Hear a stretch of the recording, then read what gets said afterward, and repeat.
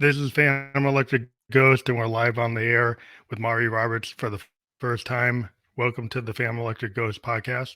Thank you so much for having me. I'm so excited to be here. Well, let people know that we are a featured podcast on the Newsly platform. You see that little icon up that says "Listen on Newsly."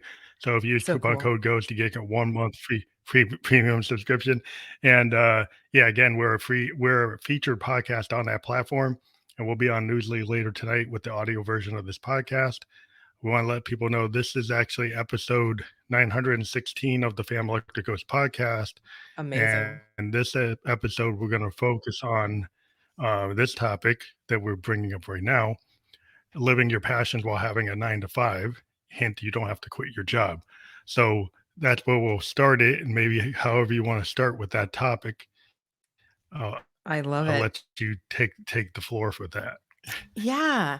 So, um, I'm Mari Roberts, and as you all can see, I'm a psychic, energy healer. I call myself a life purpose activator just because that's what I really am here to do is help you connect to your purpose, whatever that may be. And personally, I went through a situation where I was in a soul sucking job, and I'm sure anyone watching uh, may be able to relate to that, has a friend who's been in a soul sucking job, whatever it may be. And through my journey of being in this job that was not great, I realized that I also wasn't connected to my passions anymore. And I was really just disconnected in general. And so, what typically happens when we are working 9 to 5 and we realize we're disconnected from our passions, we get told that, well, it just means that you burn it all down, you quit your job, and you go and pursue your passions. But not all of our passions are related to making money. And so I wanted to just remind people that, while for me, yes, I have another business. I actually still work in corporate and I have another business, which I how I introduce myself. That's not the case for everyone. Sometimes living your passions could just be about reconnecting to the thing that really lights you up. And I use the same example all the time, but it could be baking. I literally have an old client who her passion is baking. And she was so disconnected from doing the thing she loved. And as soon as she started baking again, making the time for herself to bake and put her hands in, the dough and make bread, she not only started to feel more like herself, but she started to get more creative ideas. And those creative ideas actually supported her in her corporate job and in the work she was doing for her role. So I just want to make sure people realize that our passions don't always have to equate to leaving our jobs. It could just be resurfacing, re un I don't not re uncovering, uncovering Mhm.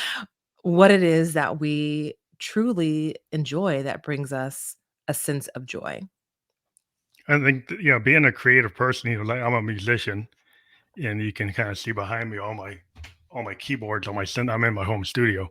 I love And it. one thing I found is like I was around a lot of musicians. I'm 55, right? When I was 17, had basement band, had all these guys that were around me, but they eventually ended up like stopping the music because it was their dream. But they started to believe the voices that said, "Oh, you can't do anything with that. You're not going to be big." They couldn't be. You weren't going to be Michael Jackson. You weren't going to be Prince. You weren't going to be Mhm. James Brown. So they gave up. But I still had a passion because I love it. I'm a Yeah. musician. I just love it, whether I make money or not. And I just found a way to still do it. And then I got into podcasting, and it became like a synergy between, Yeah. because like my podcast brings awareness to my brand, which is Phantom Electric, and I'm a podcaster and a musician. And then Mhm. I started talking to musicians, emerging artists around the world. And I just fell into it because the guy came to me back in 2016 and said, "Hey, I see all this music on SoundCloud. I want to interview you on a podcast." We did that chance podcast, and then we ended up liking each other so much. We did a podcast for 6 months back in 2016, audio. Wow. And then I said, why don't I do the same thing and find musicians to talk to? So I Yeah. started in 2016 doing that. Now we're at like 916 episodes. But then they expanded beyond creative people to therapists, life coaches, you know, people, who are, all different types of walks of life, CEOs, all type, I've talked to many different types of people. And I said, well, how can you have all these people that you talk to? I said, well, creativity is in all types of work. Whether you're Yes. people that say, "Oh, you do," it's just a musician. It's like no, a CEO is very creative. Person who owns their own business, somebody who is a life coach or a mentor, or a shaman. Like these human beings are inherently creative, Yes. and there's nothing wrong with like seeing the expansion of that and Yeah. having this wide vision, and that's what I ended up doing. And it's so interesting because I get opportunities. I get therapists to say, "Oh, I need music for my art therapy." I Yeah. get film directors that say they want music for their projects. So you never know. You do something, everything's not in a narrow lane. You start Yes. to do something, and things open up. Yes, and I love that you said that, and the one thing that I wanna call out that um, you said that you happened to get invited to do a podcast, and that essentially sparked a new, like, path in your creative passions, and I think it's so important to call that out because, again, so often we think about our path in this I have to follow this should list of the way that I think it's supposed to be or the way that somebody told me it was supposed to be. I used to be a campus recruiter and I used to see that all the time with students. Why are you a business major? Because my parents told me I had to do this to be, successful versus following their passions. And again, going back to what you said is the openness to exploring something that sparked an interest helped open up another element of who you are living in your passions, and I think that your story is such a prime example of how we can all just tap into our passions and bring it to life, and you can still do it on the side. It doesn't, again, mean that you have to leave your Yeah, role or your job, and it can actually benefit your current role or job. yeah. I would just say I've been an IT professional. I'm a business system analyst. Yeah. So I do software design. I've been doing it since the '90s, and I happen to work with like insurance companies and banks, and that seems boring. And that's why Yeah. it's cool to be a. And what I found is the ability to do this podcast. It kind of started where I was an Uber for Mhm. 5 years in order to buy my keyboards and my Mhm. music equipment because musicians are starving artists. And Yes. what I found about being an Uber is I got really good at talking to people because part of Mhm. getting to be a five-star Uber driver is you had to, you take somebody to the airport, you're talking to them for an hour and Mhm. you learn how to communicate. Like taxi drivers are known for like being like, like armchair psychologist because Mhm. you end up hearing everybody's problems. They talk to you, they unload on you, and then you learn how to do that. So it's like a training for the podcast, and Yeah. it was Yeah. easy to get into it. And then I found doing this actually helps me in my business meetings, helps me Mhm. when I talk to people because I talk to so many different types of people that I learn how to communicate better and I get better at, results from work. So Yeah. sometimes your passion it actually helps your work. It's so true. It's so true. One of my colleagues that I used to work with, she is she is a painter and she also loves flowers.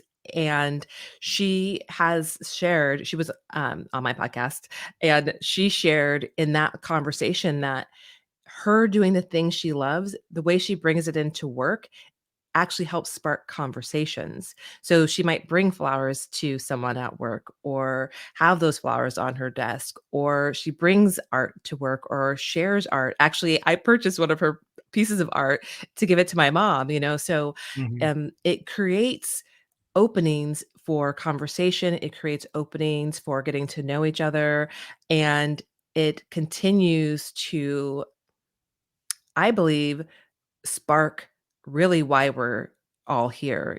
We aren't all here just to climb the corporate ladder. And it is also okay if we are climbing the corporate ladder. I do Yeah, want to call that out. But, yeah, you know, our souls aren't here to, like, climb the corporate ladder and get the next title. It's for us to be actually living in our purpose, and I actually believe when we're living in our purpose, it's doing the things that we're passionate about in the moment, not being so worried about what's happening in, 10 years or less. And by the way, I talk a lot with my hands, so you Yeah, well, see me my too. hands moving. I do. I'm a keyboardist, so I tend to Move. musician, I Yeah. use my hands like it. But the thing that's also interesting I find is, when Industrial Revolution happened, right? I always bring this back, is like there was all these artisans before Henry Ford and Mhm. automation and industrialization in the Mhm. assembly line.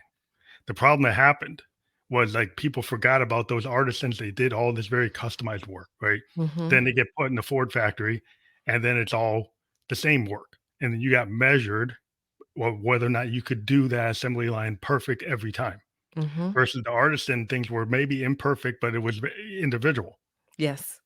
Now we're kind of coming back to an age where the industrial systems are like, we need to be able to make customized products that are kind of outside the automation, or the automation has to be more advanced so Mhm. that people, or that we still have to have human factors because people want products that are individual. Mhm. So the idea of the artisan or the person who's more creative, well, the problem with the creative person, they might not want to sit in the box No. Mm-mm. because they're like, why should I sit in the box? I'll go make my own company. So then it's like companies want creative people, but then they Yep. drive them away with the bureaucracy of their structure because they're trying to fit Yep. a square peg into a round hole. And so how Mhm. I run into people saying, well, how do I keep the creative people? Well, you don't keep on running the bell curve because Einstein got D's. Didn't Yeah. mean he wasn't smart. It just mean the Yes. way you Yes. measured him wasn't correct.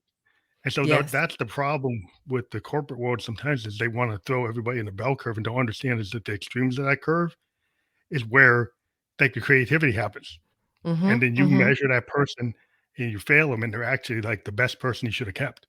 Yeah. Yeah. And I think too, just, I've been in corporate for a while. I'm still in corporate, and I do think it's important to remember that there is this opportunity that we have to look really at people and their skills. And I know companies want to do the right thing and they speak to bringing skills to the forefront, but it hasn't actually really happened yet. And I think an invitation for all of us is if you're in corporate, how can you look at your skills and think about how you can bring them and highlight how you can bring them? Because sometimes just the way the system is, it is hard for the system to move, but you can help by sharing and highlighting and even ensuring that, your manager knows what all of your skills are. Because a lot of times they may not even know what your skills are. They may only know what is on paper as your skills, but they may not know all the other great things that you could do, which could lead Yeah, to what side projects. Yeah, which could lead to side projects, which could lead to, different roles in ERGs, employee resource groups. So there's ways to bring your passion, I think, into the corporate space, as well as ways to highlight your skills and not get super discouraged if where you are doesn't know how to kind of mold to it. You can kind of help them sometimes. yeah, I guess my solution was I played the corporate game with a lot of Fortune 500s and I ran into a lot of structural problems. So I became a consultant Mhm. where it's kind of like you're working like a startup type of situation all the time. Mhm. And in Mhm. those situations, they let you do what you ever, if one day you're a manager, one day you're an architect, one day you do whatever you want to do, Yeah. but or what you can do because you don't have the bureaucracy. Yeah. And it's kind of like, like if you want America to understand, like if you operate like the startup operates, and you operate like the consultants that talk to the C level people, the high level people. Well, if you gave your employees the opportunity to behave like those consultants, you would actually see people stepping up. Mhm. Mhm. I Yeah. think that's where the mistake is sometimes, like, where the employee can't be the only one to bring it up. Yeah, yeah. No, they can't, they can't. However, it takes time, and sometimes it's that bottoms up noise, and then when I say noise, I mean it in a good way, but that bottom up rumbling that can help drive the bigger change for sure, I think. But I just really love how you even talk about how you've weaved your passions through all the different pieces of your work. You know, I feel like you are a prime example of living your passions in different elements of your life and seeing how they all can come together. Yeah, I think that's what I've always found is like fear is the factor, right? A lot of Mm, times, like the individual, you don't step up because it's a dream, right? Like a lot of people, like I'm a musician, right? When I was a young musician, everybody says, well, you can't go to college for that because you won't make any mm, money. So, I went to college for something else, but I kept my passion as an artist and I kept going. And that's a yeah. very hard thing to do because there's a lot of people telling you not to do it, Yes, yeah, right? yeah. There's a lot of, I'll say, noise that keeps us from feeling confident that it's okay to trust that nudge within us to continue on with our passions, whatever they may be, and, I have shared this with others sometimes you have to keep it close to your heart too, right? Like, maybe not everyone needs to know that you're still going to pursue your musical passions or, that you're going to pursue something that maybe they don't understand because they don't actually need to understand, you Right. know? So, how can you continue to move forward without, um allowing other people's opinions to get in the way. You know, I'm a psychic, Yeah, I'm an it's like energy I think healer. it's like the weaving. Yeah, I think the thing what I did is I actually created 2 different LinkedIn profiles.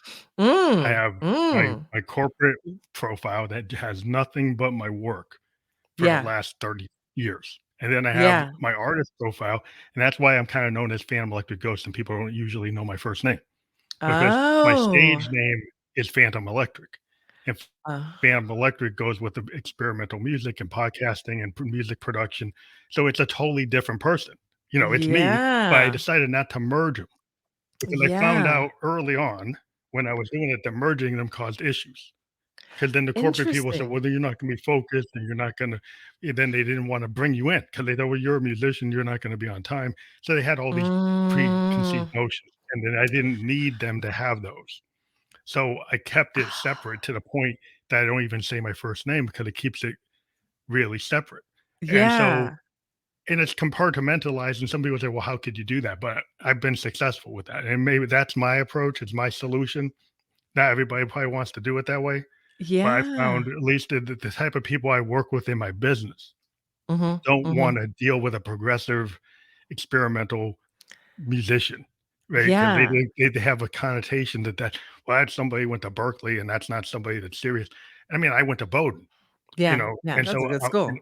I went I did work in Japan for 2 years. Yeah, Doing corporate stuff for insurance companies. So that's what they want to see. They want to see that stuff. They want to know my COBOL. They want to know all this stuff I know from an IT perspective. They don't want to know that I can play a Moog or I can play yeah. piano or I do music production. That's almost a different area. And I have totally different people come to me from the 2 different versions of me. I love that, I love that. So I did it differently. I actually have it all on my LinkedIn, and when I was first starting out, I kept it really quiet, and I had a friend that I was talking to, and she really just probed a question to me, which was, "Is that in your mind, or is that really true?" And I just all of a sudden decided, "Oh, yeah, I think I'm just worrying about this, and I don't want to be different versions of me. I want to be me all the way." And so even when I left my soul sucking job and went to my current job, I was really upfront and honest. I let everybody know I'm psychic, I am intuitive, energy healer, and I do what I do for my corporate job. And I listen to Mhm. my intuition even at work. So I have found that for me, it's worked just to be all parts of me, and the people who want to work with me are gonna work with me, and the people who don't are not. It could also be different because 'cause I'm also HR world. We're already a little, you know, Yeah. softer in the HR world. No, no, So that could be IT part of it world too. is full of a lot of guys, they're like Spock, the Yes. guys that got this logic thing, and then they're like, "What's that?" Yes. Right? Yeah. So, I just and maybe if I had been encouraged, you know, and lately I bring it up sometimes, the things I do, Yeah. but I don't want it to be a focus because the 10, people tend to try to knock things, they kind of hater kind of attitude. Right, So, because right, once you become and if you're doing very experimental work, like I do, I don't want somebody judging me in the corporate vein by my experimental work, which I want to be free to do. right, But some exactly, people yeah. have certain values, and if they see that type of work, Mhm, mhm. they might have a judgment. If I have something that's political or Right, something that's too avant-garde, then they right. make judgments and it becomes negative. So my experience was as an artist, in order for people not to be trying to censor me, I didn't want that merged. It was Yeah. my own choice. And people have to look at what they're doing to see if it works. So true, so true. And look at that, and then also, um, sometimes it starts with even, like, testing the waters with some of your dear friends, and when I say test the waters, I don't mean ask for their opinion or even, um, uh, remembering to take it with a grain of salt, but depending on what it is that you are sharing in terms of your passions, um, your friends should be for you, right? And how they respond can help you know how others may respond. So if your friends even sometimes respond like, what are you doing? Okay, again, maybe it's creating, two different identities. Maybe it's also uh, taking everything, I think I want to say, with a grain of salt. Because sometimes when we change and transform as humans, um, our friends don't always catch on. Sometimes people want you to stay where you are, Yeah, but not I everybody just comes along. Yeah.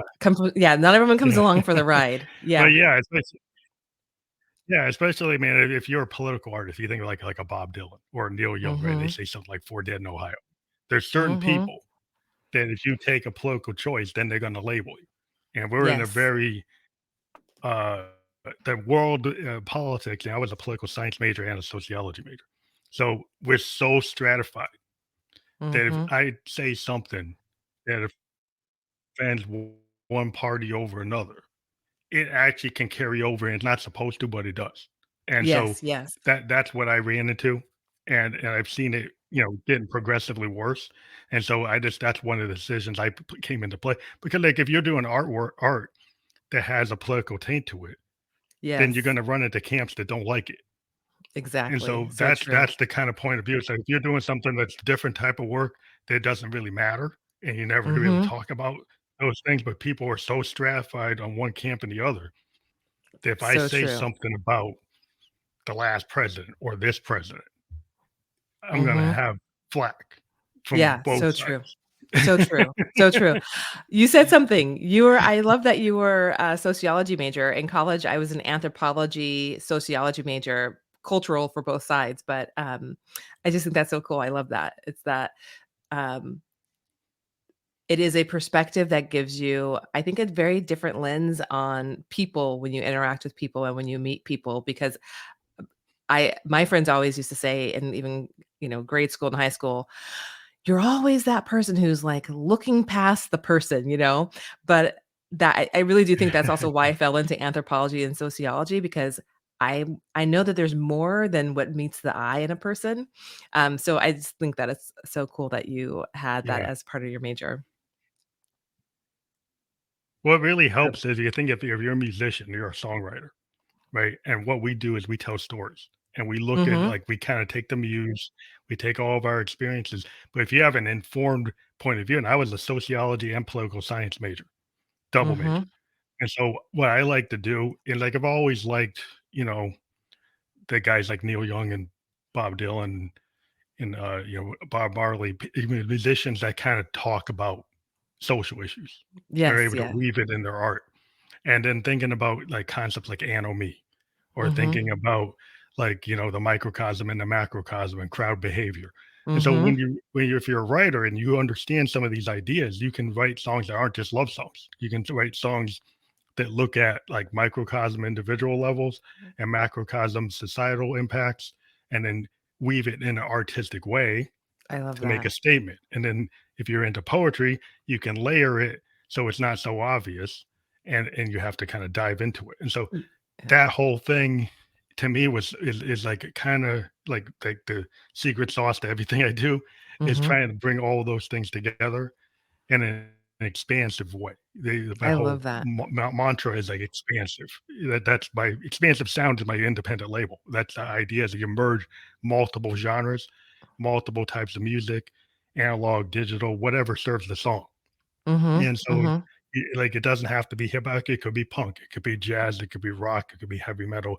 It's Yeah, wherever I'm feeling. If I feel in a disco mode, I'll go disco. If I feel in a punk rock aesthetic, I'll do punk. yeah, So it's kinda like whatever I'm feeling that I think is gonna accentuate the message of the music. yeah, I And love so that. then you don't get limited. And, that's I think and it's always been to me the limiting factors and the fear and, or you're scared what people are gonna think. That's like what the main driver of a lot of artistic work. When I deal with artists, they have these big backlogs of stuff, and Mhm. they're always like scared to show it. They'll show the producer, and then like the thing you're so scared of is like the best thing you ever did, Yeah, that's and usually the then case. and then you have to like give them the confidence. It's like that's what you should be working on, like not trying to be like this other guy.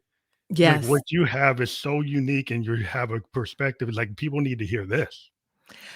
I love You that you know? said that because that is so true when just in life in general, I feel like, so often we find ourselves trying to, like, be like other people, again, whether it's even in a business, right? It's and what makes us so amazing is our uniqueness, our unique perspectives, our unique way of bringing our art to the world, bringing our passions to the world. And so you even saying that, it's just like, yes, exactly. How can we bring more of our uniqueness out? Yeah, it's such a the thing is, like, as a musician, I've always run into people. Like when I first started playing, everybody just want to be a cover band, Mhm. right? Mhm. And when you first start, that's what everybody wants to do. And it's very hard. And eventually, like if you're an individual and you're a songwriter type person, eventually you get tired of it. And Mhm. you end up seeking people who are willing to take chances. And so Yes. then you end up being instead of a group that's just covering Parliament, you start writing stuff. And maybe you were Yes. inspired by Parliament, but you're actually writing your own stuff. Mhm. Or you Mhm. could be with the guys who are more fearful and they're just going to keep on covering Parliament because that's what Yeah. they like. And that's fine if that's what you want to do. But if you really had a voice and you really want to express something and you find like a drummer that wants to do that and a bass player wants to do that, then that to me that's all what I've always sought out Yeah. are the Yeah. people who are willing to do that, Yeah, because to that to put it me out there. was just more fun for me as Mhm. a musician. That's a choice I made, but I just think I like putting something out that didn't exist, Mhm. Mhm. because it just feels better for Yeah, but for me. I think it feels better. My thought is it probably feels better because you're allowing yourself to have your unique expression, and the more that we can allow ourselves to have our own unique expression, the better, and however that shows up, because I bet even outside of music, you have your own unique expression. Um, maybe even in the corporate world, you're probably unique even though you may not think that you are, you know? I try to do different. I try to challenge people. My whole Yeah. point is like, why should we do? Because a lot of what times the what we do in the corporate world, I'm a designer.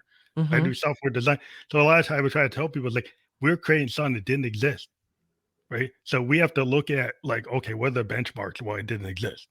Like mhm, what are we comparing it to? When maybe it's like that, but it's not, right? So then you have to like try to explain to the higher level people what you're doing, mhm, and then why mhm. is it taking so long?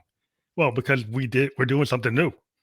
And Yeah. so if you do something that's known, there's some known factors. But when you do something that's not known, well, it's hard to know it when you go to do the quality test that how long that's going to take because you just Mhm. designed something that didn't exist. If Yeah, you try to benchmark it against something that did exist, well, yeah, it takes 2 weeks to test it. But yeah. if it never existed, it could take 5 weeks to test it. It could Mhm. take 2 months to test it because it's like you're going to keep running into issues you never ran into. And Yeah. scientists run into that when they're the moon program. They keep on blowing up rockets. Well, that's kind of like what I tell people: we're going to keep on blowing up rockets with the code because that's what happens. Mhm, You're doing mhm. something you don't know what the tolerances are until you test it. Right. It either blows up or it doesn't. Do you feel, because from that side of your world, do you feel like you're able to bring your creative side in terms of, like, code piece too?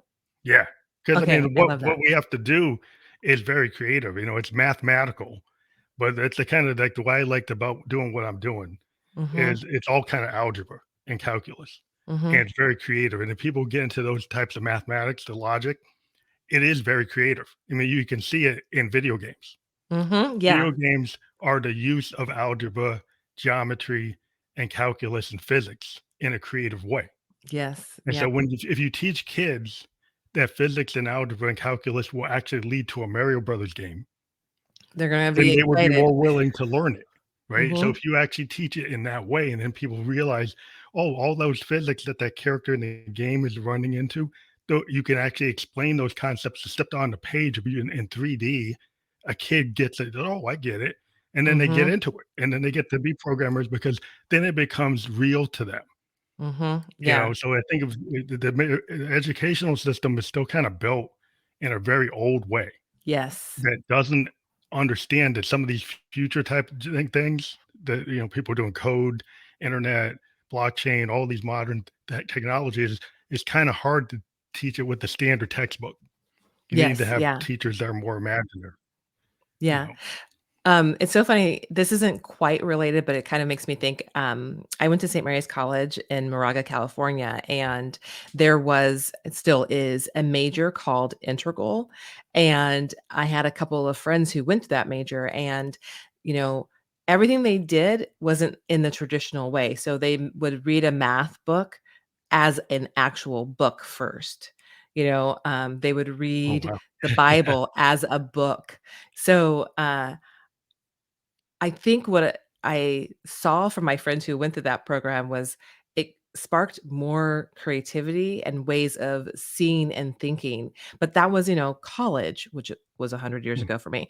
But what if more of that was starting In at a high school younger and junior high. age? Yeah, yeah. Right. Yeah. So it's seeing it from a different perspective of an adventure versus seeing it from that perspective of, I have to sit down and do these 5 problems. Oh no, this is horrible. I'm pretty sure that if I had that as a kid, I might have seen math in a very different way. I'm like the worst in math. I'm a horrible speller. All those things. I'm a child of the was a child of the '70s, and so what happens, like, I was having trouble with algebra and geometry and physics, but it was like 1978, 77, Mhm. and the first home PC showed up, and I had a Mm. Texas Instrument 4A, and I suddenly had it, and I brought it home, and I'd been going to the arcade and playing, Space Invaders and all that, and then I realized when I brought this laptop home that I could actually make that game. I could actually go and Mm. read the manuals and started to realize how I could make the physics work. Like, okay, if my little spaceship flies and then something hits it and then it reacts, and that was a physics calculation. And then I saw Right. what it did to the spaceship on the screen, and then I'm Mhm. like, wow. Mhm. And then it was creativity because he had to design the ship, so it was like art and Mhm. science, and the same thing happened with my synthesizers. I'm a synthesist, and I use modes. I create sound design before I even do a song. I take sound I love waves that. and I turn it into the waveforms turn into things. Like a square wave turns into a bass or a triangle turns into a bell. And once you know what these waves can do and how you can manipulate them to turn them into different instruments, then it becomes fun that you make customized instruments with your instrument Yeah. before That's you even so write the cool. song. And so I'm kind of a guy like the rector said, just take things apart and put it back together. Mhm. But it's not just like the science of it, it's the art of it. And I Yeah. think that's like where the world is today. It's the art of Mhm. what you can do with all these tools. Mhm. And Mhm. when the kids are encouraged to not think they can't do it. Like you take a kid in an urban area and they're all told they're not gonna be Bill Gates. They're not Right, gonna be right, Steve Jobs. They could be because right, they're into it, and they could be. And there are kids who are starting to realize they shouldn't let people make them feel they can't do that. right, that they can see the possibility. Yeah, yeah, that's so true. I have to have a drink of water. But I think Mm. that's just like kinda the intuition or knowing that you have that creative spark, and certain people are kinda discouraged from that. They Yes. "Oh, you should just be a blue collar, you should" not that that's bad, but, my grandpa was a coal miner. Mhm, mhm. But at the same time, he was a farmer, he was a mechanic, he built his own house, he's very artistic, he could play a banjo. He was not just a coal miner. He had Yes. this kinda whole self that, he could play the banjo. He could be an electrician, he could, tinker on cars and modify his cars, and he didn't even have a high school education. Mhm. He didn't even know what his limitations were, he just would go and learn how to do it and just do it, Yeah, and that's the kind of thing where people, you know, have that spark, I to be able agree. to build that. You have to. It's kind of you have to be told that you have permission to yourself that you Yes. can do it. Yes, you said something not I love that, one, being told you have permission, but, the other piece where you said, like, that intuitive spark, and so I would even just say that invitation is wherever your interests are, peaked, it's probably something for you to pursue, whether it becomes a career doesn't really matter. It could just be a new passion. It could be all of a sudden, you get a spark because you want to, I don't know, um, you know, you see something about going to dance tango Yeah, and you get all of into a it. sudden it's like you're interested, you want to search out tango more, and then oh my goodness, there's a tango class in your neighborhood. Take the class and you find out like you love tango, and through that you meet a great new community, and you are starting to do something that you love that allows you to create and express in a new way. So I think that's really the invitation, is paying attention to those sparks of interest or those ideas that might pop in your head, or if someone mentions something to you more than once, maybe they're seeing something that you aren't seeing, and just being open to exploring with curiosity what that is or what it could be, not worrying about, is it going to be my next job, or um you know do I need to do this because, or I can't do this because I'm not a painter, for example. Well, if you've been getting the itch to buy paint and to buy a canvas, you're a painter. It doesn't have to be perfect, but if it Yeah, makes you feel you don't like have to this go is to really Berkeley fun. and learn how to be a Yeah, painter. yeah, But yeah. I mean, that's the Oh, whole problem. Like a lot of people, you lose the childlike curiosity as you yes. become an adult, and people tell you that's like being a kid. Mhm. But what I would tell you that the creative people I'm around, you know, and I'm 55, they would say a lot of times we get told that like, you're not acting like a 55-year-old. I said, because I still got that childhood curiosity. Like I Yes. will go and, play with my machines. Like when I was 18, playing with my computer, trying to program something, I get really curious and I'll go and do things that, might be the wrong thing. You Mhm. know, and Mhm. and it's like, try to break the machine and Yeah. see what happens if I, really radically don't use the music theory. Because one Yeah. thing I heard from, like, the Berkeley professors, like, "We teach you all the theory, and then we expect you to go out and break it. Mhm. We expect Mhm. you not to actually follow it word for word, you actually should challenge it." I And love that's that. the kinda thinking when I went to college was, like, the holistic thinking, the Socratic method is, like, you question, like, "Why is Mhm. that true?" You Mhm. notice in science that one day Pluto is a planet, one day it's not, because you can I mean, question the science and you can override the theory because you can actually prove it or disprove it. And so it's never totally solid. mhm. Everything is open to re-examination. Yes. And Yeah. a lot of people are kind of stuck in a lane where they don't think things are open to, they believe that beliefs are truths when they're Right. really beliefs. Right. And you keep saying something that I think is so important, is that childlike curiosity. If you have forgotten the things that you enjoy, one of the first things I invite people to do is reconnect to their child self and what did they used to like to do as a kid? Because I guarantee you that's still within you. And if you just, maybe it's coloring. If you go get some coloring books, see what happens. One, you'll probably be way more relaxed and sleep really well. But two, your creative spark may come back on. Or, if you used to do lots of journaling as, you know, a young kid, maybe get a journal, start writing again, see what comes up. Or if you wrote poems, whatever the thing is that you did as a kid or that you enjoyed or were curious about, I guarantee you that that is going to bring out what your passions are, and it's going to really um, create a sense of joy. And I think that it helps people feel more grounded, and at peace because they're doing the things that they really love. The one thing I'll say too is you might be watching this and saying, but I don't have time for any of this. I'm going to challenge you. You have time. It's just a matter of um, putting yourself and your passions first. And that doesn't mean you have to carve out 5 hours of the day, but maybe it's 30 minutes or 15 minutes, maybe it's only once a week, but giving yourself time to connect back to the things that really spark that joy. It's very important. Yeah, well, a lot of people, they whether they go out to the movies or they go to the bar or they do something, they're doing certain things that they always do. Mhm. And the thing with Mhm. a creative person, like they take the time to do their journal. They might Mhm. take the time to practice. And and I met a guy that I was mountain biking. And then suddenly I see this guy that was like, 70 years old, and he was mountain biking. And he said, "Yeah, my grandson told me about this." And I'm like, "Oh, that's silly, that's crazy." But then I actually went and tried it. And then he was on the trail like every week. And he Mhm. was looking so happy. And he was like making Mhm. them feel young. He was really into it. And the thing is, it Yep. shows you like he could have just been sitting at home saying, "Oh, that mountain bike is crazy." Mhm. Right. But then when But he giving actually it a went and did try. it, he's like, "Oh, this is actually why people like it."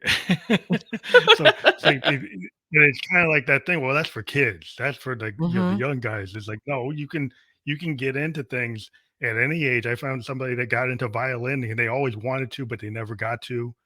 And it was this woman that Mhm. she finally started doing it. And yeah, it's hard, Yeah. but anything worth doing is usually hard. You're gonna fail.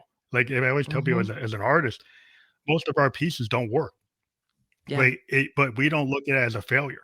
It's like everything that leads up to the song that works is part of that evolution of the process that gets you to that piece, Yeah, it's part and of the that's how journey. you have to look at it. The journey. And honestly, I always feel like the journey is the fun part anyway, even when it feels challenging or painful sometimes or long, I do still feel like it's the fun part because when you get to the destination, there's probably a new destination to get to in terms of creativity, in terms of, doing different activities that you enjoy. So, hopefully it doesn't stop. And I love what you were saying about, the older person who was bike riding. My mom is 76 and, um, I mean, she's does all these fun activities that she used to not do. She plays water volleyball now. What? Yeah. So, Well, people you could start think that to it's give themselves permission. You have to give Mhm. yourself, yeah, permission to have fun. Some people think like fun, "Oh, that's I should be more stoic." Right. Because I'm an adult, right? So I shouldn't have Mhm. any fun. I gotta sit there and be very stoic. And they stoicism, and that's fine if that's what you believe in. And maybe you have a reason, spiritual reason for believing that. But what I Mhm. find is like when you connect to that inner child, when I hang around a lot of musicians and we kind of all like, you guys are immature. It's like, well, maybe, but we're having fun. Exactly, exactly, Yeah. You know? exactly. Another thing that I did recently, I'd say beginning of this year, I was feeling a little off, and I realized that when I was younger, I had an alter ego in my younger single days. That was a very fun lady, but she had kind of disappeared into the background, and I created a music playlist that my alter ego would like, and honestly, I started listening to it every day. Truly, I'm not kidding you when I say all of a sudden one day I was walking the dog outside and I just had this urge to dance. It like invigorated a part of me that I kind of forgotten had existed. And that part of me was, a fun part of me that I kind of put in a box to be the corporate person, right? So, um, even if you aren't going back to your child self, do you have an alter ego that you wanna connect with? Create Yeah. a music list, connect with your alter ego, connect to that other energy that is within you, that is a part of you, to bring out the things that you love to do. Well, the energy I really believe in because, I deal with a lot of electricity, like in terms of like synthesis, I Mhm, deal with like mhm, sine waves, ramp waves, square waves, all these waves going through these analog oscillators. And we actually can look on an oscilloscope and we can see what the waveform is.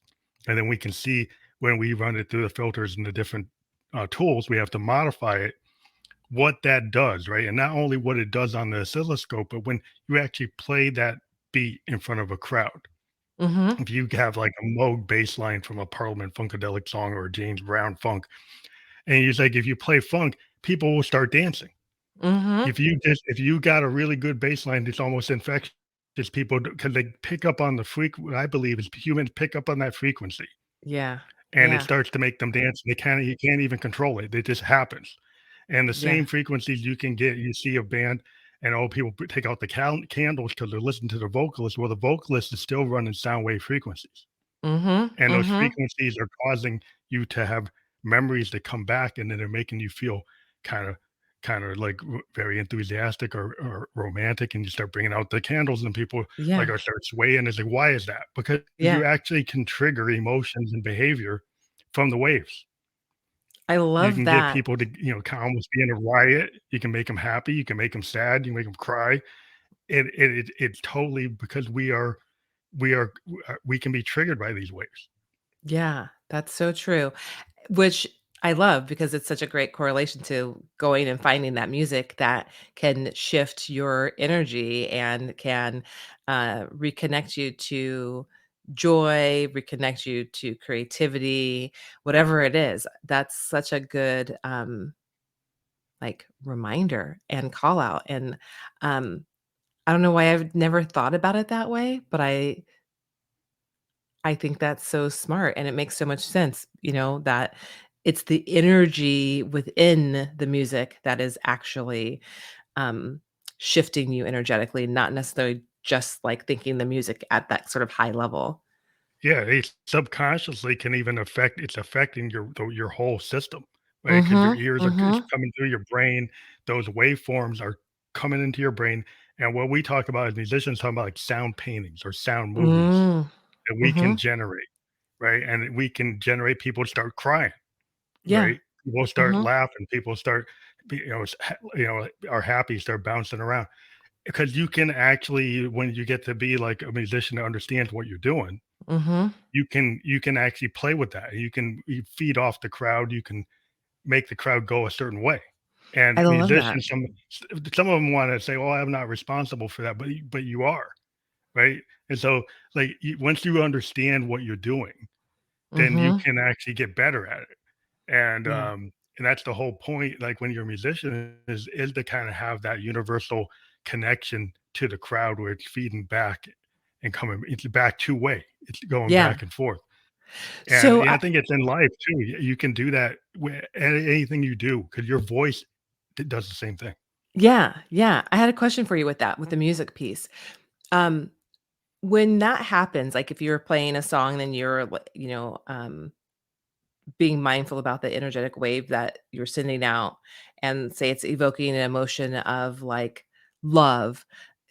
When that's happening, do you feel like you feel it back in, like, how do you feel it back, I guess is how I wanna ask that Yeah, yeah. question. I mean, Yeah. sometimes it's like as musicians, we get addicted to it to a certain extent Mhm. because if we're triggering these like this kind of love feeling, right? And you get in front of that crowd and you put it out there, you get it back. Mhm, And mhm, the problem with some musicians is like you might be on stage for 2 hours and suddenly you get this big love emotion feedback with all this adoration, all this love is coming, and you feel it, and it comes through you, and it makes you feel elated.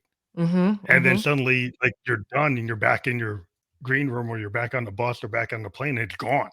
Yeah, That yeah. has been a big problem for a lot of musicians is it goes up and then it goes down and it goes away. You might not come back for a couple of days or a week or a month or 2 Mhm. years. And so if that's where the problems happen, if you don't understand where you how you are what's happening. I love this. So, how do you ground yourself after you're done playing? Because what it sounds like to me is like when I do energy healing work, you know, I'm the conduit of the energy flowing through, but I also still have to make sure that the client or the group is grounded, but then I have to also make sure that I'm clearing my energy and that I'm grounding. So, how do you clear your energy and ground from Well, that? you can't like, I'm a Buddhist, so, like, Mm. I can chant and do breathing Mhm. exercises. Mhm. You can kind of, you vocalize, like, the sense of calm. Like, so Mhm. instead of being, uh, negative about the lack of the energy being there anymore, you kinda Mhm. come down in a very thoughtful way, and you don't come down by taking some substance or alcohol or something that's Right. negative.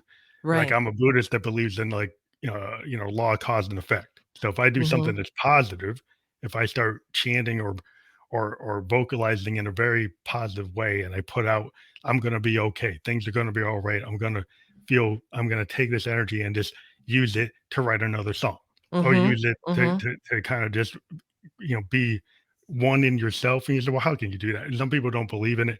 But if you do any kind of breathing exercise or Tai Chi or any kind of Buddhism, or any kind of just trying to focus and Mindfulness. meditate, Mhm. it can Mhm. control your breathing. Yeah, it controls your breathing, controls your heart rate, it can reduce your blood pressure. That's the type of thing that is more positive, and a lot of modern musicians are doing that instead of doing the substances. They've Mhm. figured out Mhm. that the other way doesn't work. Yeah. Yeah, it's true, You know? it's true. Yeah, or even, like, doing yoga, yeah, being mindful. I even found, I was sharing, yesterday, my corporate job was really stressful, and I had a lot going on, and I didn't sleep really well, and I felt, when I got up to start working, I really felt energetically off, like, it almost felt like a coffee jitters, but it's not coffee jitters. Coffee jitters feels a little bit Mm, different. This was like my whole body was just off. I went for a walk. I took the dog. We went up in the yeah, that's we a have good this, like, thing. wooded area, went into this wooded area, and truly just walking and taking my time and looking at the trees and the greenery. I live in the Pacific Northwest, so, a lot of moss and everything. Really, like, noticing the air when we were walking out from our walk from this little trail, I could literally feel just everything settling in and myself being grounded, and that jittery feeling was gone. So there's so many ways to kind of ground and get back into yourself. And I Yeah, think like Longfellow, I that's think, the cool said, thing. like, "Nature is a cathedral." And I know I live in Mhm. New Hampshire, and we have a lot of woods. And so, and even when I was a kid, like Walden Pond, I was actually lived near there. Wow. And I like to go through the woods, I'm a mountain biker and I like to hike. And it is this kind of like, if you can, even if I can't go out, like I have an indoor exercise bike, I Mhm. have indoor Mhm. steppers. Like if you do some kind of exercise, physical exercise, walking, biking, rowing, anything will help you when you're Mhm. having that kind of problem. So you can do the meditation type of thing, but you also do the physical activity and walking in the woods. Like I said, the nature is a cathedral. Yeah. It is actually like going to church to me. Mhm. Like you go out there and you don't wear your headphone, you listen to the woods. That will actually be like you listening to some tape Mhm. when you're trying Mhm. to go to sleep. It actually is very calming. Yeah. Yeah. I love that. And I just like how we were able to talk about feeling the energy and then what you do after you feel the energy, and how you can get recentered and back into your body, and that it can show up in so many different ways too. Yeah, I mean, I would love to keep on talking, but I mean, I actually We're hit at our my time. at a time because we're having a really good conversation, but I booked another podcast, so I'm like, It's all "Uh-oh," good. but, It's all good. oh, good. I want people to go to, Mary Roberts, life.com, and if they go there, what do they find? Oh my goodness. If you come out to marirobertslife.com, you're going to find my website. obviously. I say that. But, I do have some really great resources out there for you. I've got a podcast as well called Life Activated. It's really geared toward women, but it's still anyone can listen to it. But a lot of inspiring stories from normal, regular, everyday people like us. And you can also find different ways to work with me. I've got a course called Life Activated that is a really simple way to start to reconnect to your passions and to be able to take the easy first steps to get there too. So, and you can reach out to me and say hi. There's a contact section there. So definitely. That's awesome. So we always encourage people to click on that. When we're fully published, it'll be clickable. Right now, it's not. Awesome. But if you just type that in, but once we're fully published on all the platforms that we're on, almost every platform that podcast can be watched or heard. And like I said before, you'll get a landing page Yep. Perfect. where you'll be able to do that. We're live on Facebook and YouTube right now. Those are going to be Yay. permanent, and people will be able to check those out. So thank you again for being a guest on the Family Electric Ghost program Thank you or for podcast, having me. and we'll hopefully talk to you in the future. It sounds so good. Thank you for having Thank me. It you. was so much fun talking. Thanks to everyone. Bye. Yeah, thank you. Have a great night. You too.